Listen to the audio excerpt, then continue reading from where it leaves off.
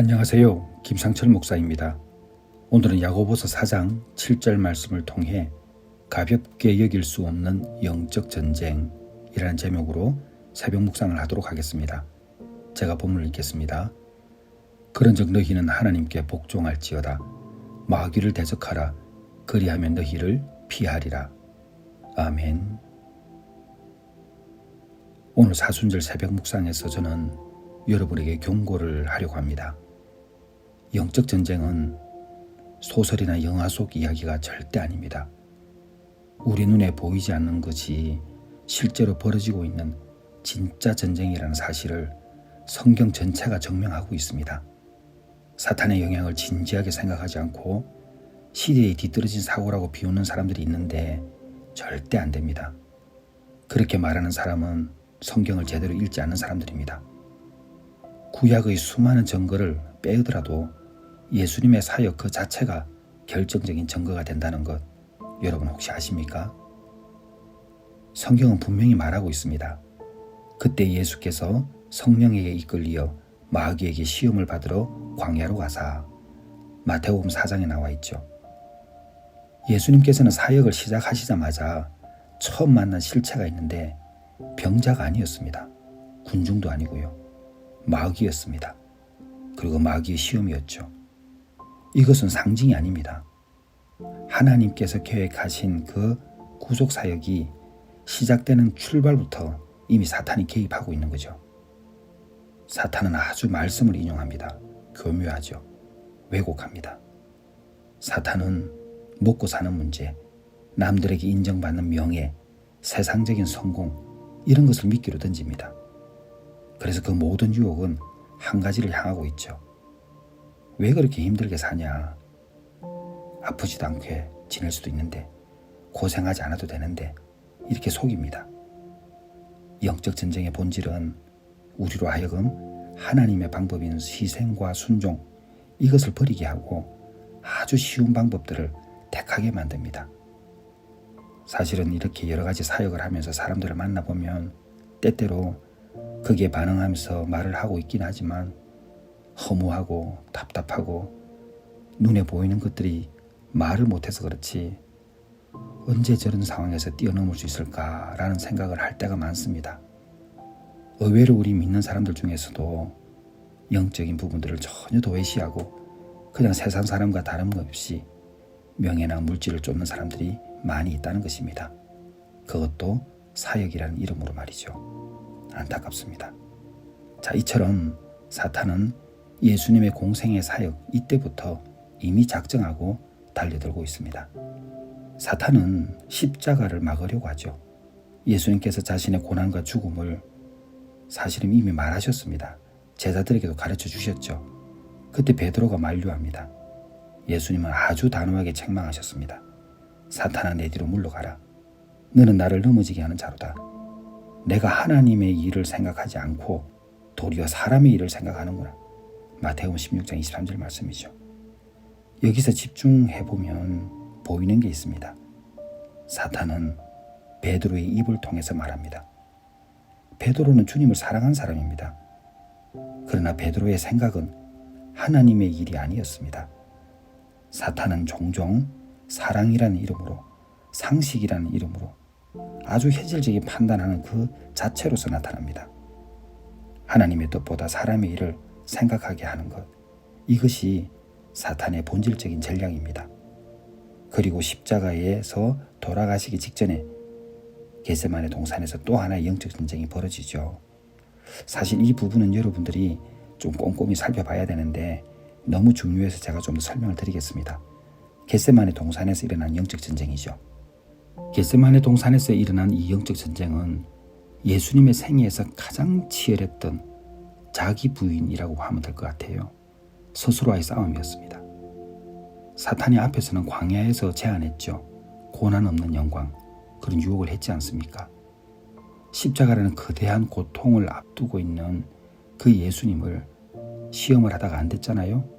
그래서 겟세마네에서는 마지막으로 아주 예수님을 거세게 몰아붙이는 그 일이 일어났습니다.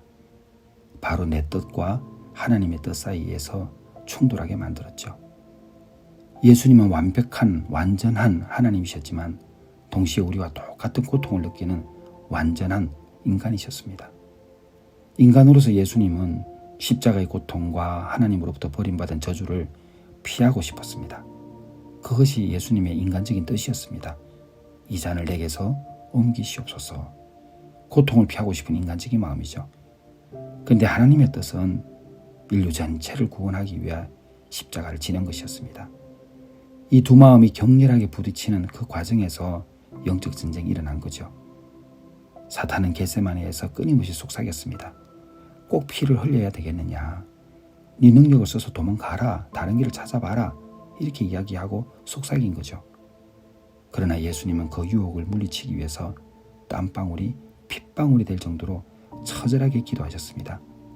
여기서 핏방울은 생명과 의지 이 자체를 완전히 하나님 앞에서 굴복시키기 위한 극한의 영적 투쟁을 의미합니다. 죽기 아니면 살기죠. 그래서 마침내는 이기시오. 내 원대로 하지 마옵시고 아버지의 원대로 되기를 원하나이다. 이 싸움에서 본능과 두려움을 이겨내고 끝까지 하나님의 계획에 순종하기로 결단하는 그 영적 싸움을 우리는 알고 있습니다. 예수님께서 여기서 패배하지 않고 승리하셨기 때문에 십자가의 길을 걸어가실 수 있었던 것이죠. 단순한 두려움을 이겨낸 그게 아닙니다. 어마어마한 싸움이었습니다. 그 싸움을 예수님께서 이기셨는데 싸움이 왜 일어났습니까? 사탄이 전략적으로 예수님을 막으려고 했던 것입니다. 예수님은 말씀하셨습니다. 사탄이 말씀을 빼앗고 진리를 섞어버리고 마음을 지배하는 것을 아시기 때문에 이렇게 말씀하셨습니다. 아무나 천국 말씀을 듣고 깨닫지 못한 때에는 악한 자가 와서 그 마음에 뿌려진 것을 빼앗나니. 마태복음 13장 19절 말씀이죠. 그리고 39절에 보게 되면 가라지를 심은 원수는 마귀라고 표현하셨습니다. 사탄은 말씀을 듣는 자리에서도 역사합니다. 예배 가운데, 설교 가운데, 신앙 공동체에서 생활하는 가운데 마귀는 역사합니다. 그리고 말씀을 빼앗아가죠. 여러분, 예배 시간에 조롱을 온다는 것은요, 진짜 허벅지를 꼬집어서라도 정신 바짝 차려야 합니다. 예배 시간에 조는 것은 완벽한 영적인 전쟁입니다. 여러분 꼭 기억하십시오. 예배 시간에 조롱이 온다는 것은 완벽한 영적 전쟁이고, 예배 시간에 찬송을 못하도록 입을 닫는 것도 완벽한 영적인 공격입니다. 반드시 찬송하기 위해서 입을 열어야 됩니다. 왜냐? 사탄이 말씀을 빼앗거든요. 그러니까 말씀을 제대로 듣지 못하니까 진리가 섞여버리죠. 세상 생각이 하나님 생각 같기도 하고 내 생각이 이게 하나님 뜻인 것 같기도 하고 이렇게 되는 것입니다. 사탄은 진리 사이에 거짓을 섞어놓고 혼합합니다. 그래서 선명하지 않고 희미하게 흐리게 만드는 것이죠.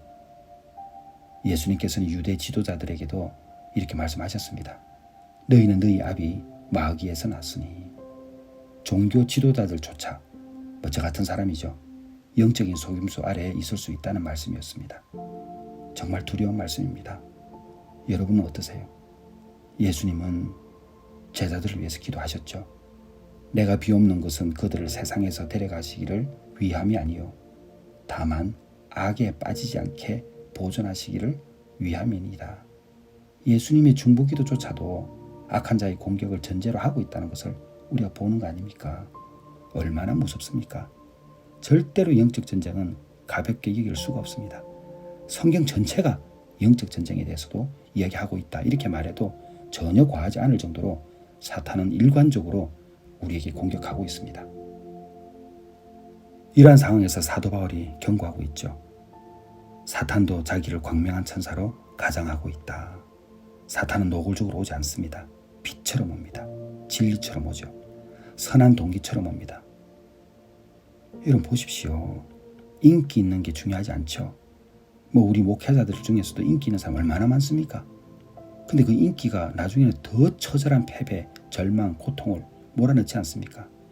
예수를 보지 않게 만들고 사람을 보게 만들고 말씀을 따라가지 않게 만들고 그냥 듣기 좋은 소리, 웃기는 소리, 은혜 받았다고 착각하게 만드는 옳은 소리. 여러분, 옳게 보이는 소리지 옳은 소리가 절대 아닙니다. 하나님의 말씀은 진리입니다. 절대로 여러분 사람의 외모를 보고 취하지도 마시고 말 잘하는데 현혹되지도 마시고 오직 말씀을 따라가야 합니다. 바울이 이렇게 또 말하죠. 우리로 사탄에게 속지 않게 하려 함이라. 우리는 그 계책을 알지 못하는 바가 아니로다. 아는 겁니다. 아는 거. 바울은 사탄이 어떻게 역사하는지 알고 있습니다. 분열된 마음을 갖게 하고 상처에 집착하게 하고 용서는 도저히 못하게 하고 이 모든 것이 사탄이 틈을 타는 자리이죠. 그래서 바울은 마귀의 올무라고도 표현했고 귀신들의 가르침이라고도 말했습니다. 그리고 마침내 에베소서에서 이렇게 말하죠. 마귀의 계계를 능히 대적하기 위하여 하나님의 전신갑주를 입으라. 우리의 씨름은 혈과 육에 대한 것이 아니요 정사와 권세와 이 어두움의 세상 주관자들과 하늘에 있는 악의 영들에게 대함이라. 여러분, 우리의 싸움은 사람과의 싸움이 아닙니다. 사람과의 갈등이 아니라는 겁니다. 보이지 않는 권세와의 충돌입니다. 베드로는 더욱 직설적으로 말했습니다. 근신하라 깨어라. 너희 대적 마귀가 우는 사자같이 두루다니며 삼킬 자를 찾나니 너희는 믿음을 굳게 하여 그를 대적하라. 사탄이 마귀가 찾고 있다고 했습니다. 공격하고 있다는 게 아니고 찾고 있다고 하는 겁니다. 지금 여러분의 허점을 노리고 있다는 것을 꼭 아시고 정신 집중하셔야 합니다. 우리는 결과를 알고 있죠. 승리하셨죠. 그러나 여전히 전쟁이 되고 있다는 것 여러분 놓치면 안 됩니다. 바울이 이렇게 말했습니다. 정사와 권세를 벗어버려 밝히 드러내시고 십자가로 그들을 이기셨느니라. 이겼습니다. 십자가는 승리했습니다.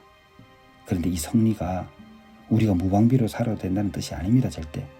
승리는 했지만 야고보의 말처럼 마귀를 대적하라. 그리하면 너희를 피하리라. 오늘 본문입니다. 우리가 대적하지 않으면 마귀는 스스로 피하지 않습니다. 이게 너무 중요하다는 사실입니다. 아주 강하게 대적해야 합니다.